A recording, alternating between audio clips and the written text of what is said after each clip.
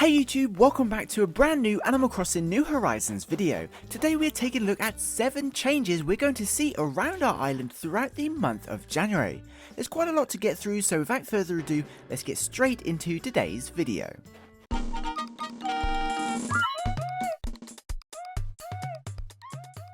So we are now a few days into 2021 and starting a brand new year on the New Horizons island, and just as you'd expect, we'll see a fair amount of changes to our islands over the coming weeks. Some of these changes are seasonal adjustments, including the end to particular seasonal materials, whilst others are events and other typical environmental changes we'll experience across both hemispheres. Of course, I'm sure some of you know about some of the more obvious changes, but we'll highlight everything just in case for any new players out there, especially for anyone new to New Horizons since the holidays. So please leave a like on the video, it helps out so much and lets even more Animal Crossing fans discover it. Anyway, here are 7 changes and new additions we can expect to see during the month of January. Number 1. Seasonal items. Now, with it being the start of a brand new year, some new and exclusive limited time items are now available to purchase from either the Nook Stop terminal found at the Resident Services Centre or the Nook shopping app on the Nook phone if you've unlocked it. In celebration of the new year, the latest seasonal items can now be purchased from January the 1st through to January the 15th. In total, there are 7 new items available, including the 2021 Celebratory Arch, the Olivia Salad, the Zodiac Ox figure, the Kagami Mochi, the Kadomatsu, the New Year's Chimi Kazari, and finally the Yut Nori. All of these items can be found listed under the seasonal tab along with their price and some other information such as the region they're traditionally used in, which is awesome. You can order up to 5 items per day, so don't leave it too late to grab these items. Number 2. Seasonal materials. We've had quite the busy winter over the last couple of months with 3 or 4 different seasonal crafting materials, different events and even new characters visiting the New Horizons island for the first time. So with this in mind, it's no surprise that there's only a few days left to craft one of the latest materials added over the holidays.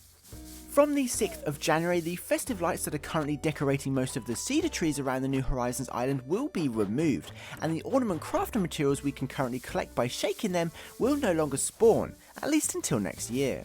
This means we only have a couple more days of being able to find the red, blue and gold ornaments before they disappear. Furthermore, with the festive season coming to a close, it means it will be much harder to find and craft the festive DIY recipes for the holiday themed items such as the big festival tree, the illuminated reindeer and the holiday candle, amongst others. Don't worry though, they will return and other materials like the snowflakes will continue to fall well into February. Number 3. Island aesthetics. Now, as you may already know, we are still in the middle of winter here in the Northern Hemisphere and in the middle of summer in the Southern Hemisphere, but there are still some environmental changes happening throughout January. From January the 1st, in the Northern Hemisphere, you'll see holly bushes lose their flowers and return to regular green bushes. However, red and pink camellia bushes will have already started blooming instead. These bushes will continue to flower well into spring. Now, players in the Southern Hemisphere will also see some changes to their plants as the pink and blue hydrangeas that began blooming in December will return to regular bushes from January the 20th. Fortunately, you can replace these with red and yellow hibiscus if you want, as they will be flowering instead. Furthermore, you may also notice some changes to building aesthetics such as Nook's Cranny, for example, that has slightly less festive decorations now and slightly more wintry things out on display, which is cool.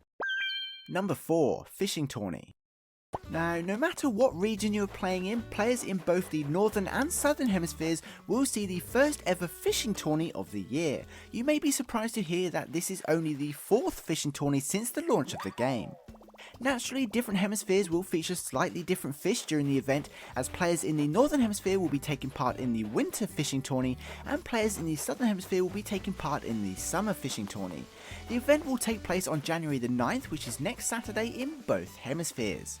Anyway, I'm sure you know by now how the fishing tourney works, but in short, for any new players who may have joined us over the holidays, you basically have to catch as many fish as you can before the timer runs out. CJ, the host of the fishing tourney, will give you 3 minutes to catch as many fish as possible, and you'll earn points for every fish you catch. The more points you earn, the more prizes you can get. So even if you've already taken part in a fishing tourney in the past, it's a great opportunity to get a hold of some items you missed, or some variants of items you already have, such as the fish print poster, which comes in a variety of designs. The single best tip for anyone taking part is to craft as much fishing bait as you can before the day to make sure you can enjoy the event to the fullest. Number 5. Bug Off. With it being the summer season in the Southern Hemisphere, players get to take part in the first Bug Off contest of the year.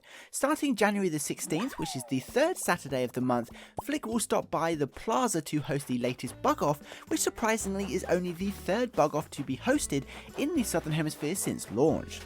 Much like CJ's fishing tourneys, the challenge is to catch as many bugs as you can before the timer runs out and earn a bunch of points which you can exchange for prizes. It's slightly more difficult than fishing as there's currently no way to attract extra bugs. Again, this is a great opportunity to take part in the event if you haven't already, to win some of the items you may have missed or pick up a different trophy from last time. Unfortunately, players in the Northern Hemisphere won't see a Bug Off until June, but you can always visit a friend in the Southern Hemisphere and take part in one there if you want to. Number 6. Critters. Now, probably the most obvious change you may have already noticed in January is of course the bugs, fish and deep sea creatures that spawn and can be encountered around the New Horizons island. The types of critters you can encounter changes pretty much every month, although you tend to see more as the season changes rather than in the middle of a season.